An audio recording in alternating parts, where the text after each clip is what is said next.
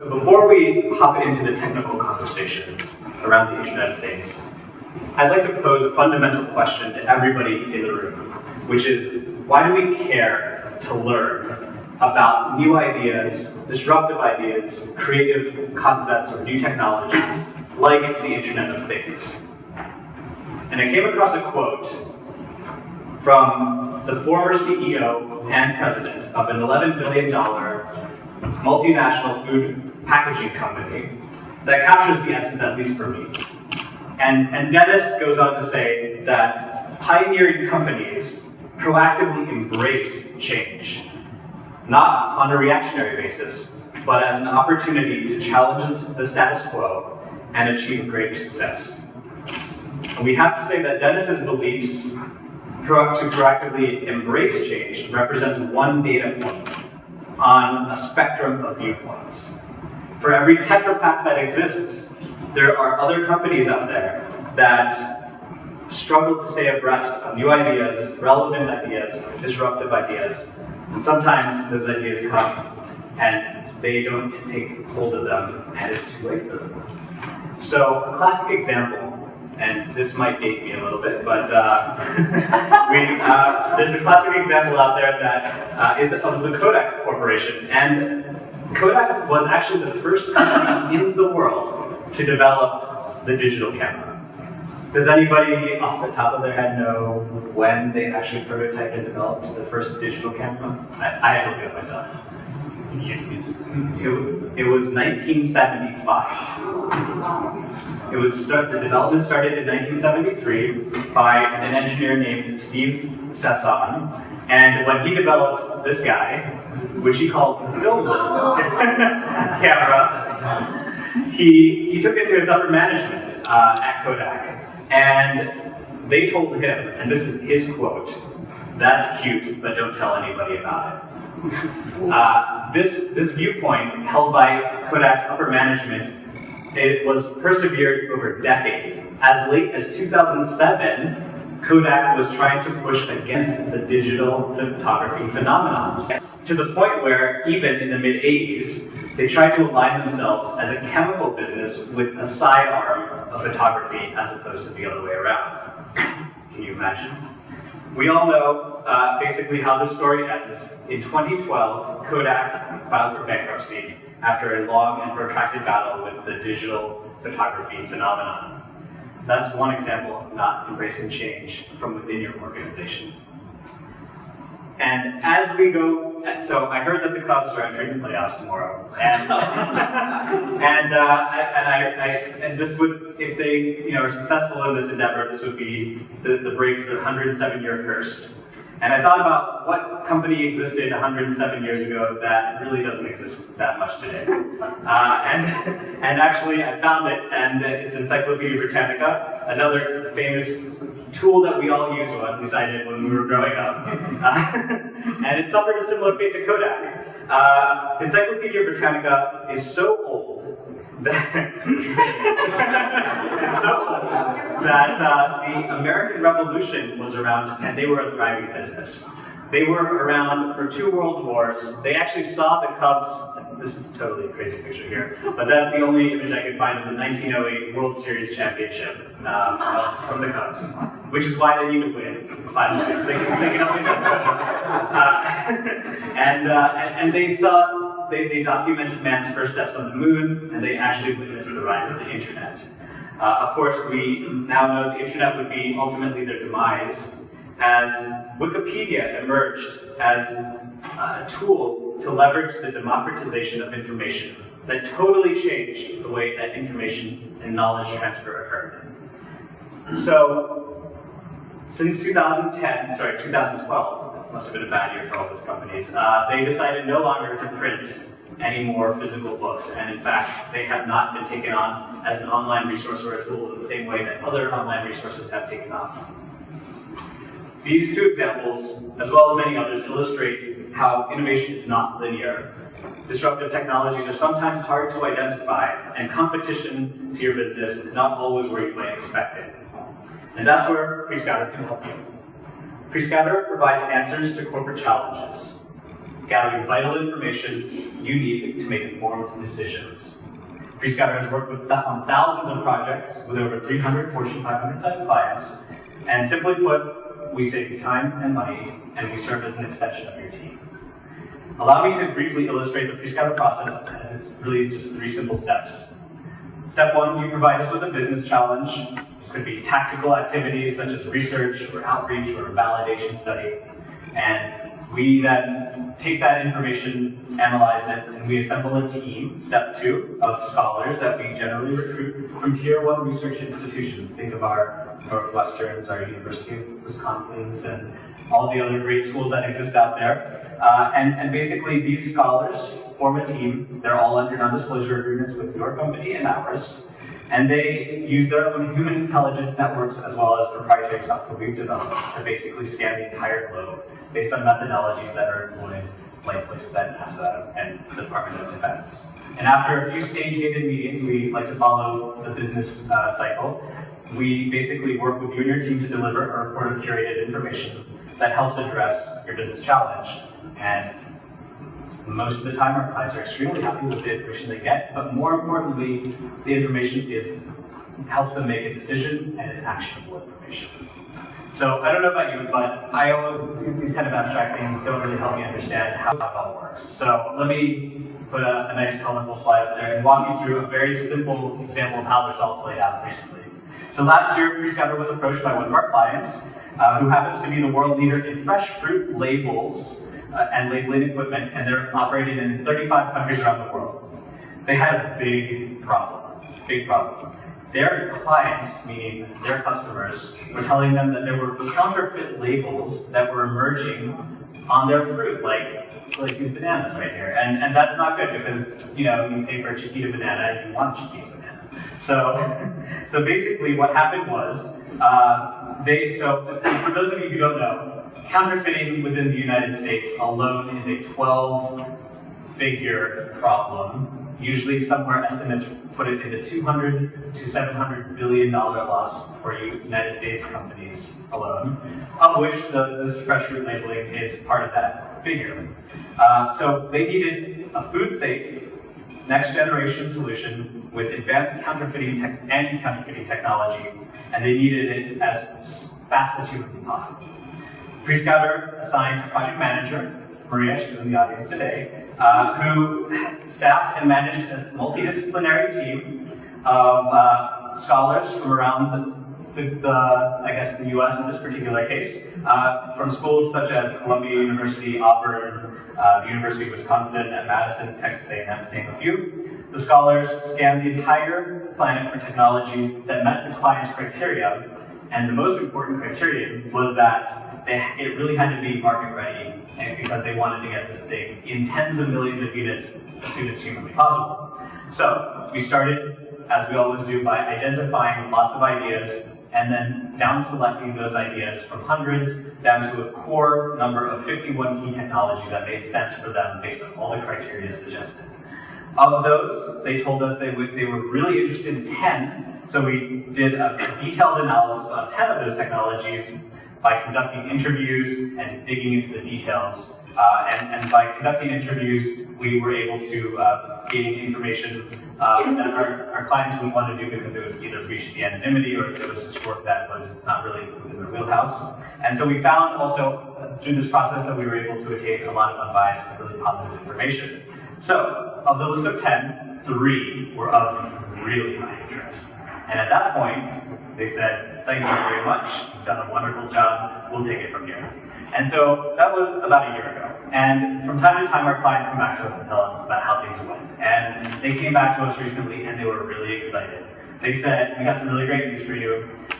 Shortly after that project closed, we started working with one of the companies that was on the list, and it's actually a company that creates a biomimetic material that basically creates an extremely difficult pattern to mimic or counterfeit. And basically it's using nanoprinting technology, and it's super cheap, meaning it's economically viable to do this. They planned So now they plan to roll out tens of millions of these labels within a few months, which means that from the time they approached us to the time they're going to market with a scalable, sophisticated anti-counterfeiting technology was 20 months. Pretty fast in terms of R&D timelines. Great. So these are just an example of how we work. And then before we move on to the meat and potatoes, I just wanted to kind of mention something here, in that if you are interested and finding yourself interested in what you learned today through the Internet of Things, I would encourage you to procure the Internet of Things report that we've developed. The two authors are here with us today. If you haven't met them, they're really nice folks, Joao and Sofiane. They've done a phenomenal job of putting together an easy to read, easy to understand report that basically analyzes multiple industry segments as well as commercial segments that are being transformed by IoT actively as we speak. They also collected interviews ranging from C-suite all the way to technical leads across IoT companies, and the report will be ready in a couple of weeks. So you'll probably hear a little bit more about that, and just think about that as we go forward. Lastly, I would like to thank two people in the room for really helping organize this entire event. Without your help, it would not be possible. Amanda Elliott and Ashton Fraser, if you just want to raise your hands, I know you're probably busy, maybe shy. No? Ashton's outside. Oh, she's continuing to work as we speak. Okay, so there was Amanda in the background there. Thank you so much, Amanda and Ashton. It was really phenomenal work. Okay, so let's talk about today's topic. 100,000 years ago, humans did something that would change the pace of innovation forever. According to scientists, this is when we, as a species, developed the ability to speak to one another. This newfound semantic and phonetic language allowed us to pass information from generation to generation at an increasing rate, which allowed us to accelerate the pace of innovation. Spoken language eventually evolved into written language, as we know, which then led to the printing press. In this case, I'm using Gutenberg's. I have been told that the Chinese also had some similar technology about 4 centuries before, but let's just call it Gutenberg for right now. And of course, this over time led to the evolution of the internet, which historically has been for humans to communicate with other humans in a rapid manner. But today we're speaking about the Internet of Things, which represents a new form of communications devised by humans, but not for humans.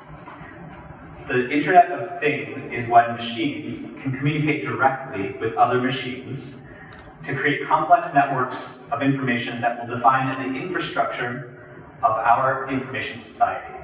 The ability for machines to communicate with other machines with incomprehensible volumes of data, and the ability to parse and analyze that data is how the Internet of Things is going to impact every industry on the planet. Estimates put this technology platform somewhere in the $1 trillion range easily in the next decade, and I guarantee that we'll hit that well before that. So imagine as far as your imagination will take you, and if we all collectively think about all the concepts about machines talking to machines, we might be able to scratch the surface here collectively as a group of people in the room today. Think about ideas of smart homes, intelligent transportation, smart cities, embedded sensors, complete end-to-end automation are just a few of the macro-level ideas we're talking about. And hopefully that sets the stage for our keynote speaker today, Dr. Bill Shingleton. Bill's academic tenure started at Bristol Polytechnic, where he did his undergraduate degree in biological sciences, then moving on to receive his Ph.D. from Cambridge University School of Veterinary Medicine. His academic research focused on connective tissue biology, studying the mechanisms of inflammation, tissue degradation, and aging. Bill completed a postdoctoral fellowship at the University of Newcastle upon time before joining Unilever's Center for R&D for about a decade. 3 years ago, Bill joined his current role as a technical lead at GE Healthcare, where he is supporting the cell therapy industry through application and development of equipment and processes to enable the manufacture of therapeutic doses to cells.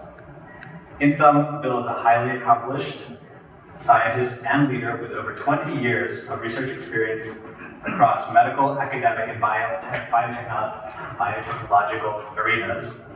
And without further ado, I will present you Dr. Bill Shingleton.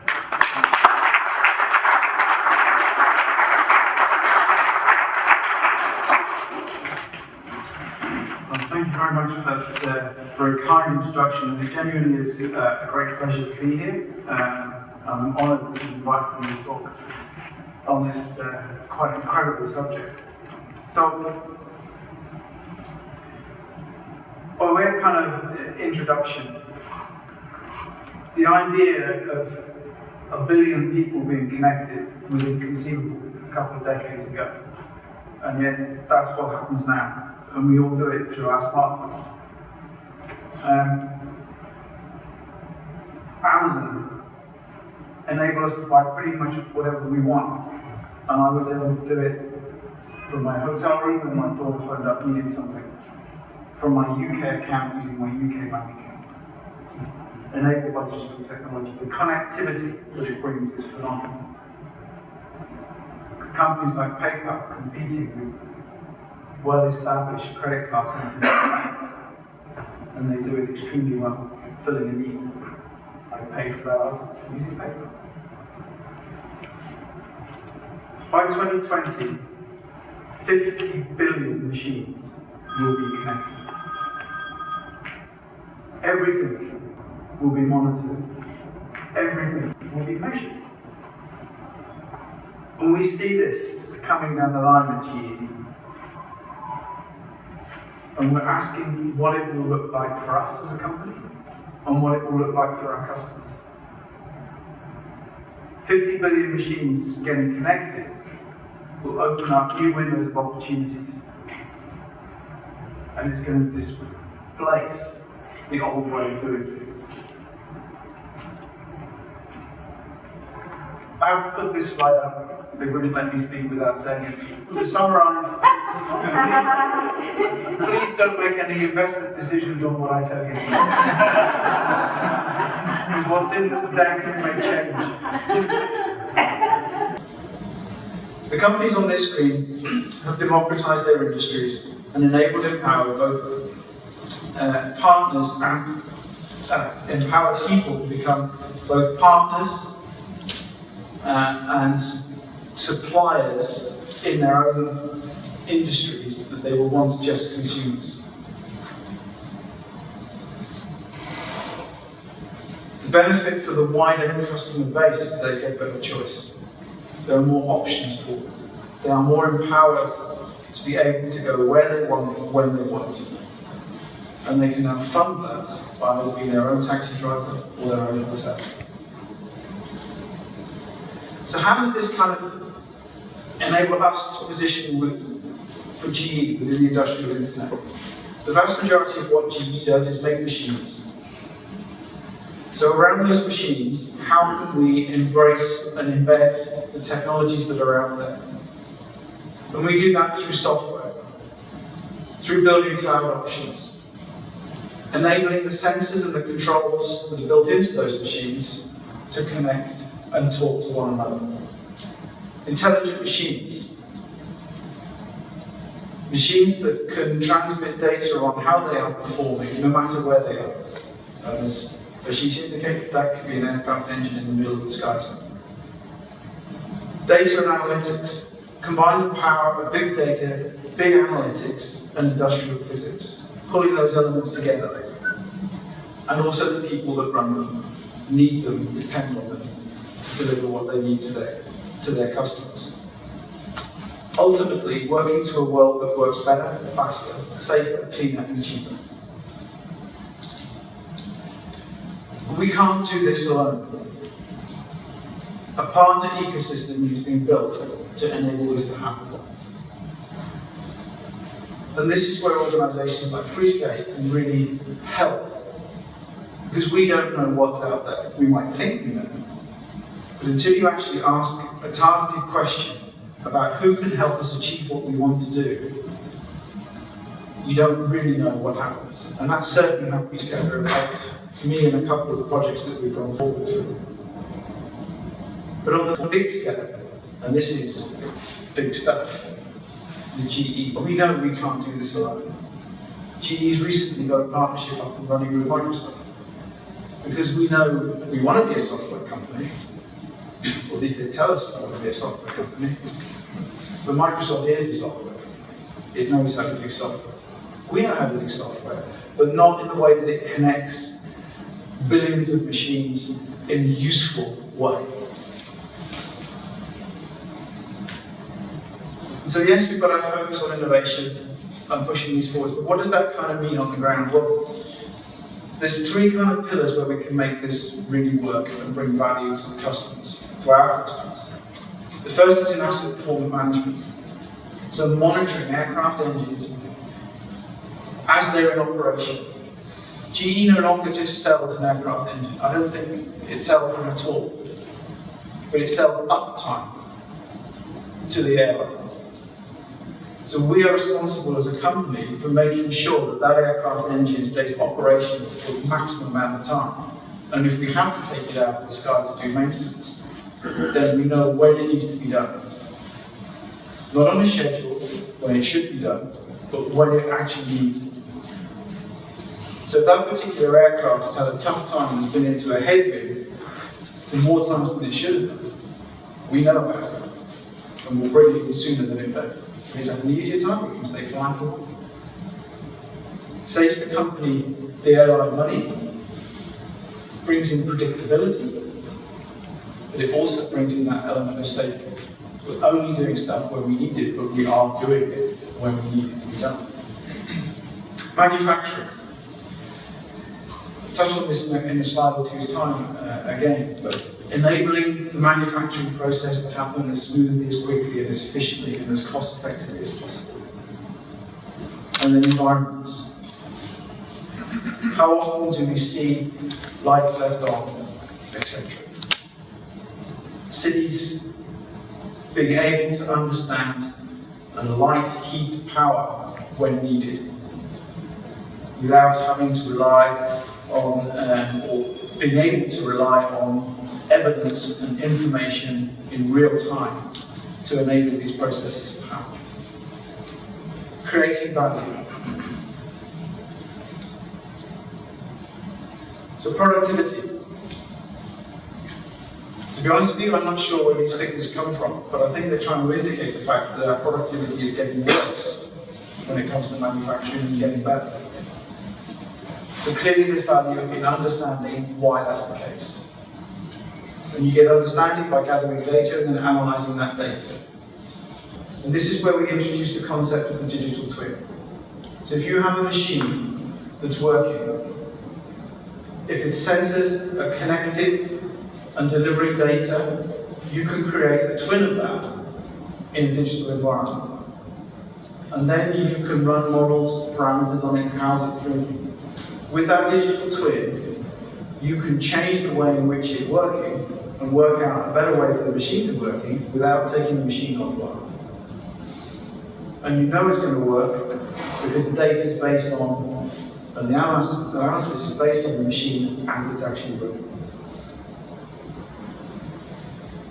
So, how does this relate to practice? So, combining the physics of what the machine is doing with the analytics that you're getting on there, you can work towards having no unplanned downtime.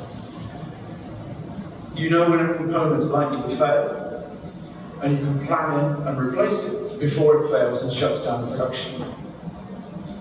Optimizes the asset.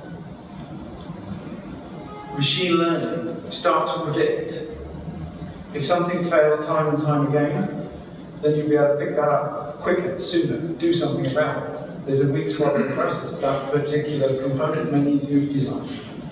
And you can do all this based on real data, not just guessing. All of this, hopefully, will lead to greater productivity. This example is for a wind farm optimization. By monitoring exactly how these turbines are turning, you can determine where and when the machines, the turbines should, once they're angled into the wind, The ones at the front you think are going to catch all the wind, and that may be great. And they'll be working at 110%. But if you put brakes on those and allow more air through the farm, you could increase the output perhaps by 1%. And a 1% increase in output is actually a 4% increase in profit in terms of what the wind farm can generate. But conditions constantly change. So if they're all connected, they're all being analysed, their output is being analysed, you can actually tweak this in real time. And if it's predictive, then you can put in algorithms that automatically change the performance and the speed at which the turbines at the front are turning to allow optimization for those further back in the farm. Command centers. So, one example where GE's inputted this is from transport. So, by monitoring and analysing the movement data of locomotives across a network, GE engineers, one of who's in the audience here today, were able to build programs that could optimise when those trains and locomotives were released onto the system, such that they didn't have to brake and wait for another engine. Everything was done seamlessly in the background, enabling to do that. I've been told, I don't know whether this is true, but they would also be able to tune the performance of that engine on the flat, such that when it reached an incline, it was going at the most optimal speed and power, but the weather clinical process is more efficient, is huge. And this slide talks a little bit to that, but I'm not going to spend too much on this one, because I'm going to now get into the healthcare area, and my slides later on talk to this. So I want to introduce GE Healthcare and my bit of the business to you, to give some context to some of the in-depth conversations that we'll have later on. So GE Healthcare offers broad solutions across a bewildering array of areas, from diagnostic and interventional imaging, patient monitoring, maternal infant care, anesthesia and respiratory care, diagnostic cardiology. All of those are built around the machines that GE makes and puts into the system. But we do a bit more than that. We also produce systems, software systems, that help hospitals run. In life sciences, which is my part of the business, we help in the drug discovery process, drug manufacturing processes that hospitals use. We've also got a healthcare consulting and a global services division. As I said, I work in GE Healthcare Life Sciences. There's 5 pillars to this business. The core imaging part of the business is where I work. I've worked in this part of the business in cell therapy as well, and I'm currently trying to leverage synergies within these 2 parts of the business. We also do a lot of the bioprocess. This is the manufacture of biological drugs. Purification analysis, again in manufacture, but also in the research base. And then we've got a division that works in producing tools and technologies to support research in genome and cellular research, and also in the diagnostic parts of the business. So core imaging, what does core imaging do? So we make contrast media and imaging agents that are injected into patients before they go into one of these big machines, an X-ray, MR, CT, ultrasound, spectral PET machine. That's what we do. And over the next few slides, I hope to explain why a guy who works doing this sort of stuff is giving a presentation on the Internet of Things. Because it really is relevant to what we do. And this helps to indicate it. So these are images that have been built from a CT scan with contrast media. That doesn't help happen without digital intervention. The data that came off of the machine would normally lead to a 2D image that someone would interpret. That is far easier to interpret. I can't see from this angle. But here, instead. Much easier to see that than try and build it up from a series of images. And then here, everything has been taken away out of the image, except the vasculature into the brain. much easier to see what's wrong with a patient with stroke, for example, or a thrombolytic episode. So, can I have a quick break from my voice? I watched a 3-minute video here that really introduces what life sciences does. Through the video, it touches on smartphones and the like for a little bit, but through it mentions machines all the way through, in some way, shape or form. And that's why it's relevant for us today. Again, lots of bits of machines and equipment and processes, all generating lots and lots of data about one person as they work through it. Is any of this connected? Very rare. How is the physician meant to make sense of all of this information and use it effectively to determine better patient outcome when the machines themselves are not connected and delivering information in an organised and set manner? It's a huge opportunity to make it better, not only for the patient outcome, but for the physicians and the healthcare professionals. And the way in which we do healthcare is evolving. Slowly but surely, we're moving from the model on the left-hand side that everything is based around a particular function or disease or department with proprietary technology preventing connectivity and data silos because it happens to have been collected in one hospital, but the patient's now being seen in another. Moving to this collaborative care model, which is outcome driven. The patient's at the centre of everything. One login, one physician, one patient, everything accessible from there. It's doable now. And why is this needed? There are 3 challenges that really need to be addressed in the healthcare space.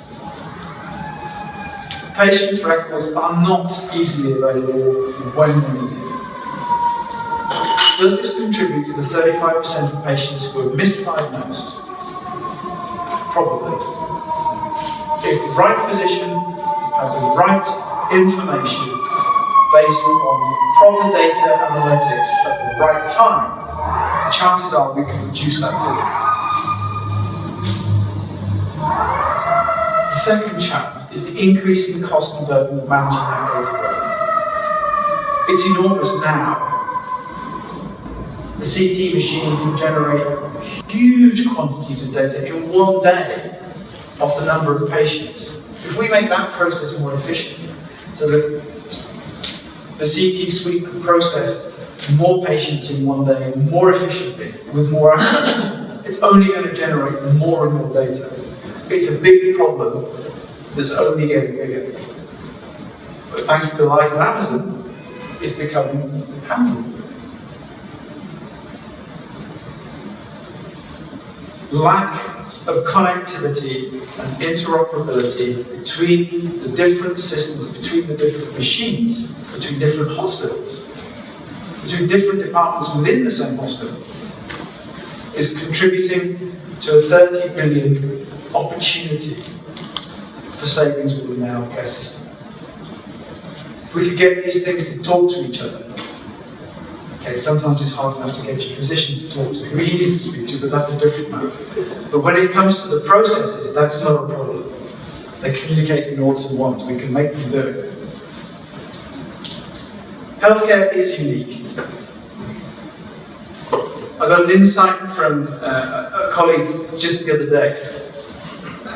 The processes that they're being able to leverage across the manufacturing industries, be they aviation, transport, or power, aren't being transferred quite so easily to the healthcare system. There are commonalities, it's all based on machines. But there's 2 human populations in there that are complicating things like that. One's the clinical side of things, and then there's us patients. We're all different. So the bespoke systems are going to have to be developed as we go through from this. So this is where the health cloud that GE is now beginning to develop can come in. It's going to be built on a system, it's going to be built on Predix. So Predix is the operating system that GE's been developing to handle the internet. And it is kind of like an operating system that enables stuff to happen. It's open source now. Something came through on our intranet this morning.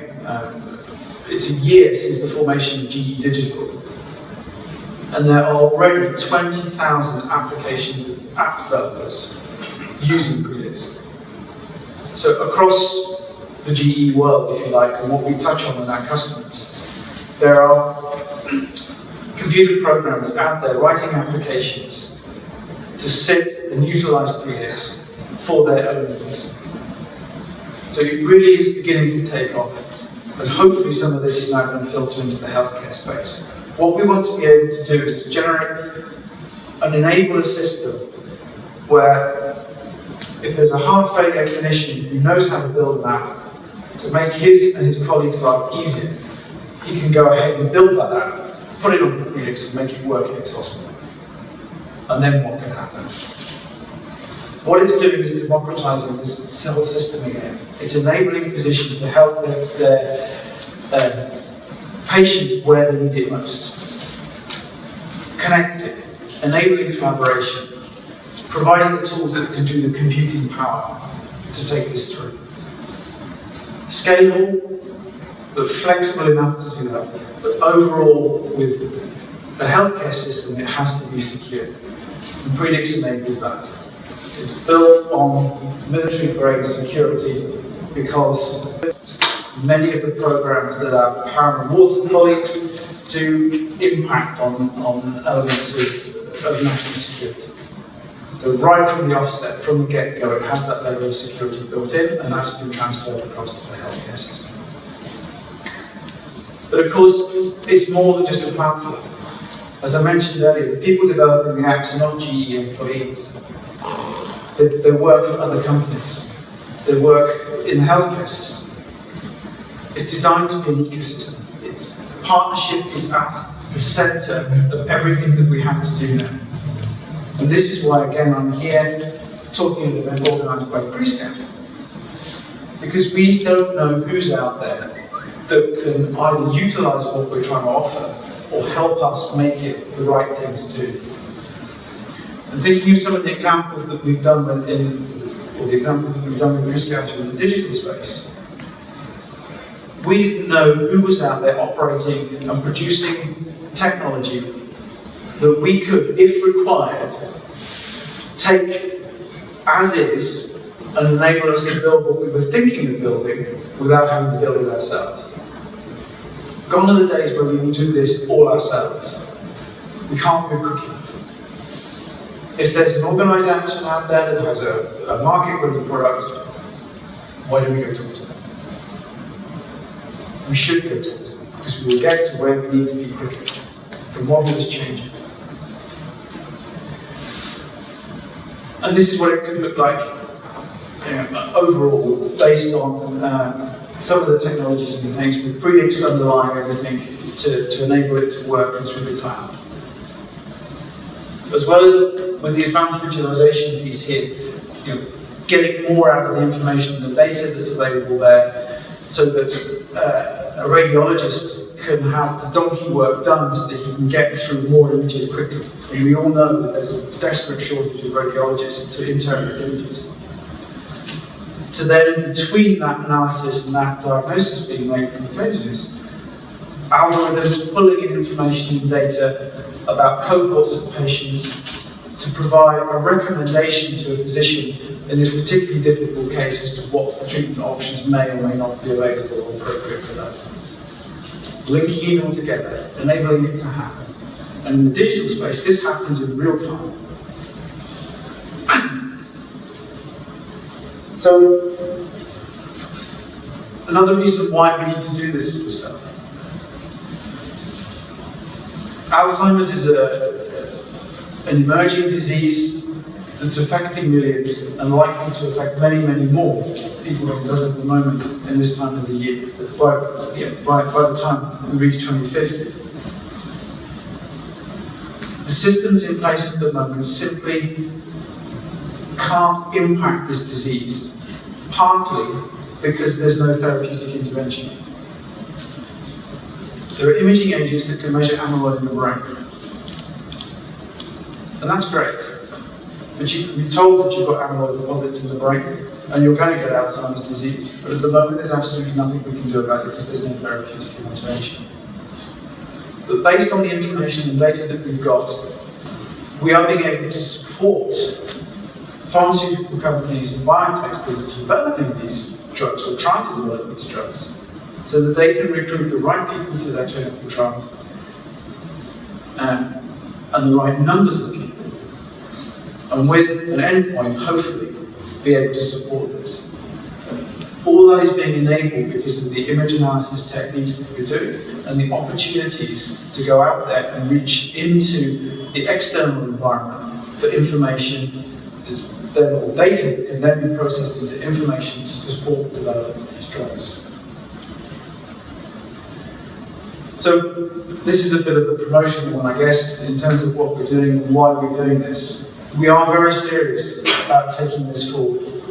We're very serious about building partnerships that enable it to happen. We're investing internally in our own platforms, but we are reaching externally as well to enable this to happen. And where necessary, we will co-develop. As I mentioned earlier, one size fits all does not apply in healthcare space. So we're having to co-develop with hospitals, with healthcare systems. In some cases on a national scale, to be able to implement the sort of technologies that people desire. And the opportunity really is quite enormous. We already have 500,000 imaging devices connected to the internet. But we're not yet maximizing the opportunity of that connectivity. And we're not alone in this. We're not the only people manufacturing these machines, and we're not the only people looking for solutions to this. So it will move, but it's going to be based on an ecosystem. Not only of machines, but of people and partners and companies working together to make this happen. So, towards the end of the presentation now, this is all about connecting to enable collaboration and providing the computing power and the background to enable that to happen. Ultimately, connecting these smart devices and collaboration tools to speed up the diagnostic process, but also to provide a diagnosis which is truly made in confidence. They have all the information required to make those clinical decisions when they want it. This is the other slide I have to put in. If you want to ask me about use of any of the diagnostic agents and stuff like that, you can't, I can only refer you on. And this is because of the medical, the bizarre kind of world that we operate in, where we're a pharmaceutical company because we make imaging agents, but we're a company that doesn't make any therapeutic agents. And with that, I'll finish. Thank you very much.